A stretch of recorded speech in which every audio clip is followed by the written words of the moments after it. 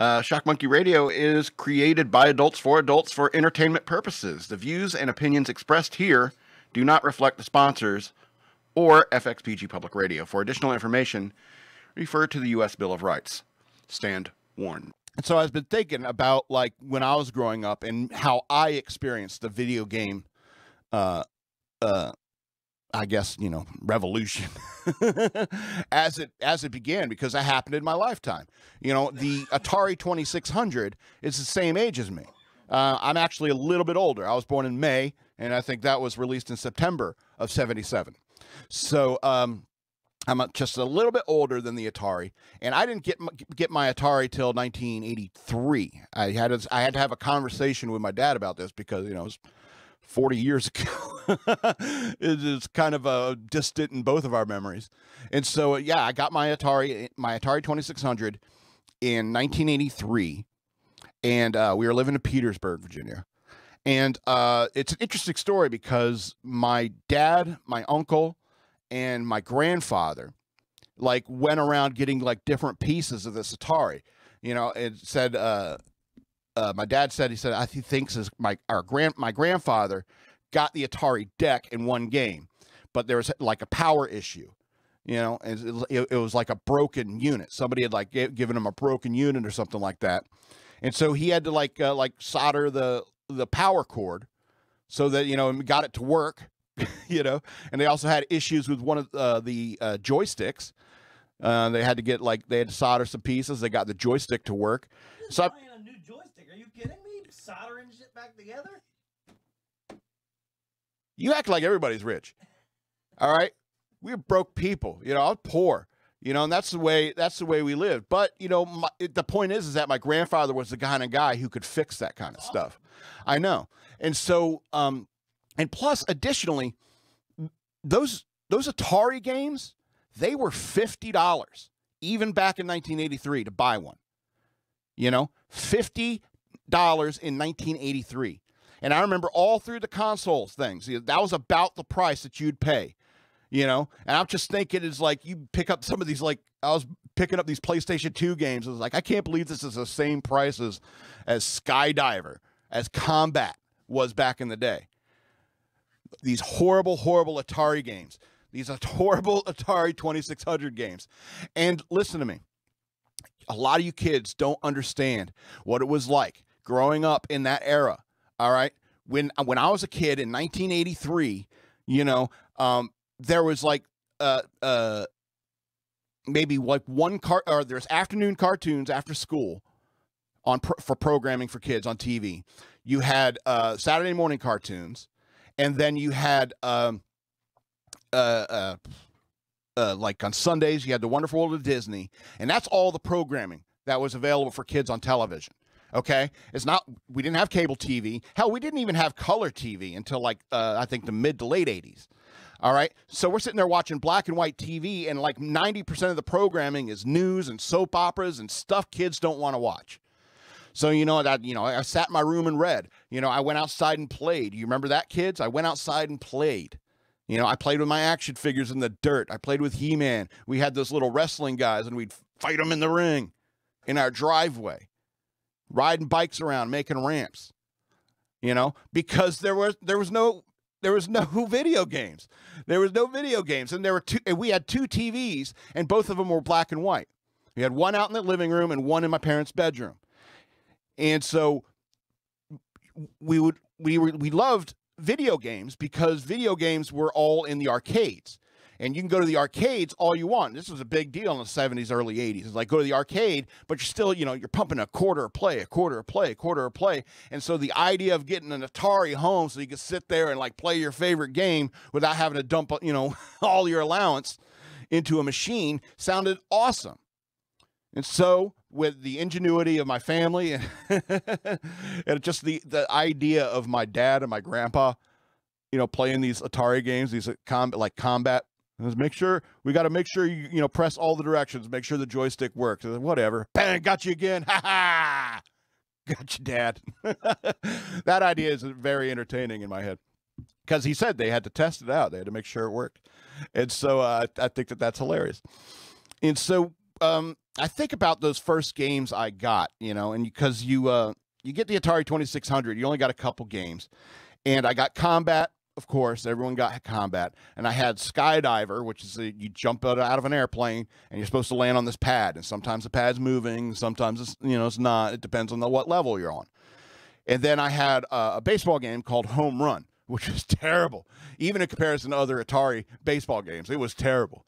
And so, back in those days, you know, the games didn't really have like a linear plot. They weren't even like NES games where you had like level 1-1 to 8-8, you know, 8-3 or whatever like that, like in Super Mario Brothers. You didn't even have any of that. It was just like a pattern, you know, a program pattern, stuff like that. If you remember that game Kaboom, it's a guy at the top dropping bombs, and you have to move these paddles back and forth to block the bombs to keep them from reaching the bottom. And so after you beat the level, it just kept getting faster and faster and faster and faster. It's the same thing with like games like Asteroids, you know, and you're shooting all these asteroids and stuff like that, and as you level up, you just get more, it gets just more and more challenging. So you don't understand, and you'd have these arguments with people, and it's like, you got 50,000 in asteroids. It even made E.T., you know, it's like he comes in, it's like, hey, Tony said he got like 50,000 in asteroids. And there was a time in our life where you have conversations with your friend. He's like, he said he got 50,000 in asteroids. And you're like, bullshit. No possible way. You know, because that's how you kept track of like how good anyone was points, because there wasn't really any like, I'd gotten to this point or that point in the game, or I've done this in the game. It wasn't like that. It's like we measured it on your score, on your points. And it was funny because I remember I was lucky enough not to get the Pac-Man game for the Atari 2600 because it was awful. In comparison to the Pac-Man you'd play in the arcade, it was just a disgusting mess, like blinking, fading, yellow, piss-colored ghosts and Pac-Man.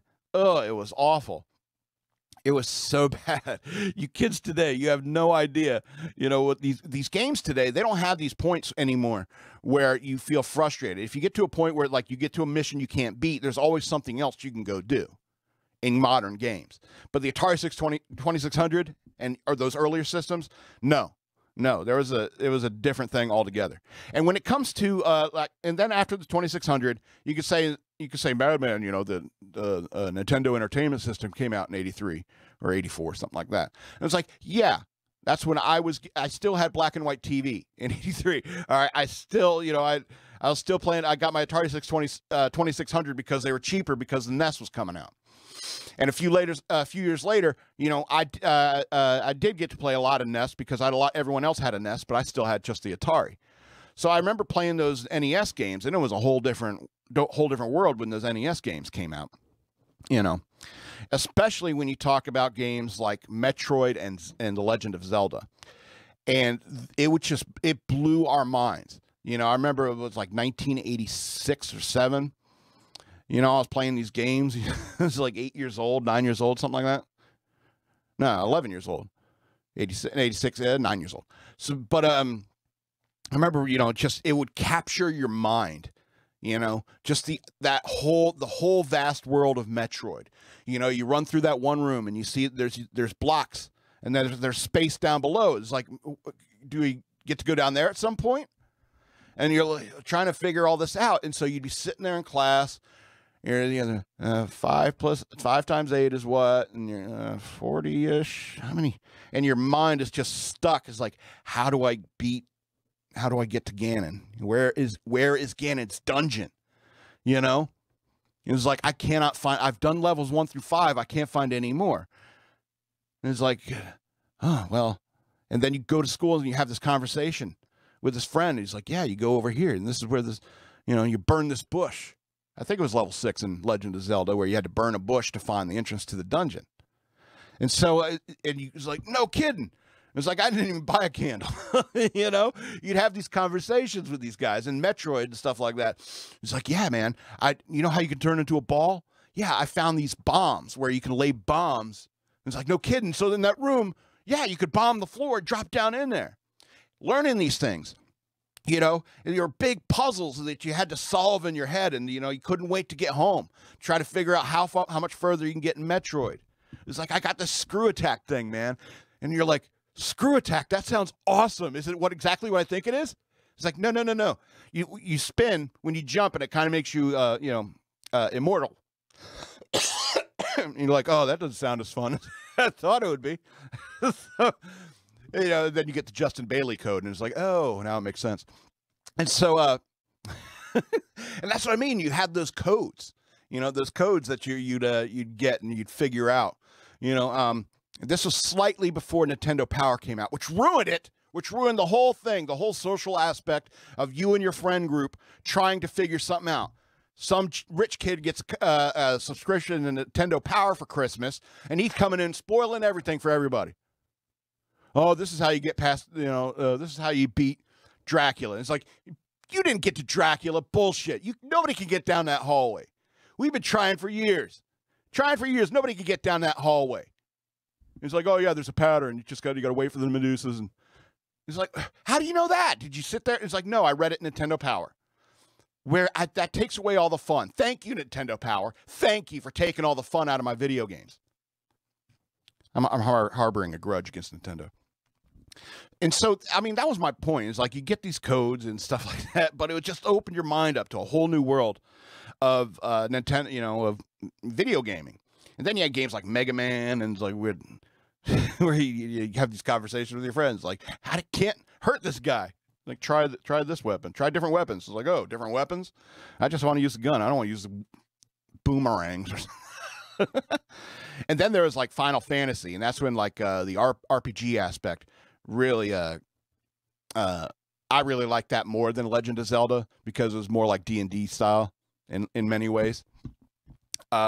Because, Legend of Zelda is an action game. Make no doubts about it, with a lot of role-playing elements. But Final Fantasy was like a real like stat role-playing game where you keep track of the stats, you watch your spells and stuff like that.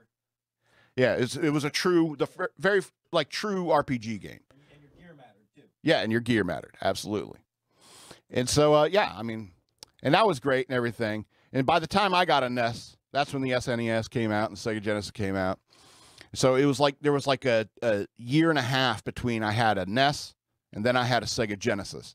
And the Sega Genesis was part of the, it does what Nintendo don't, as they say.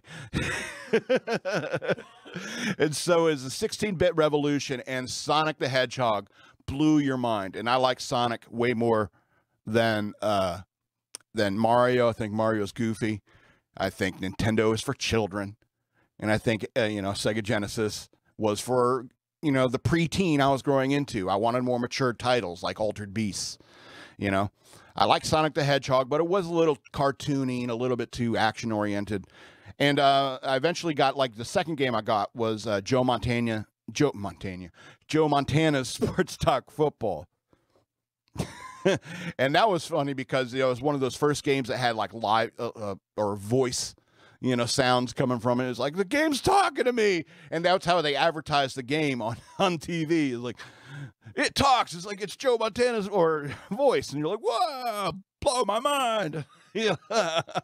Now it's just like, you're like, if it's not a celebrity voice, who cares? It's like, oh, some broadcaster from, Los Angeles did the voice. Who cares? It's like Queen said, just, don't become that background noise. My football game voiced by Jim Gaffigan. Jim Gaffigan. Jim Gaffigan, Sports Talk Football. We can make a lot of money. We can help him make a lot of money. Also, I did Uncharted Waters. I like that one. Uncharted Waters is a game I rented almost every week from the video store, if you remember those. We go and we video games. So like, my mom would be like, "You want to rent that one again?" It's like, yes, I love this game. And it was like a strategy, a seafaring game. And if you look back on my channel, I've played some of these games on YouTube channel. You can go check them out. Me beating Legend of Zelda, and EK. I think EK was here too. Yeah. And like Uncharted Waters and stuff like that. Playing some of these games. Go check that out. But I mean, I was always.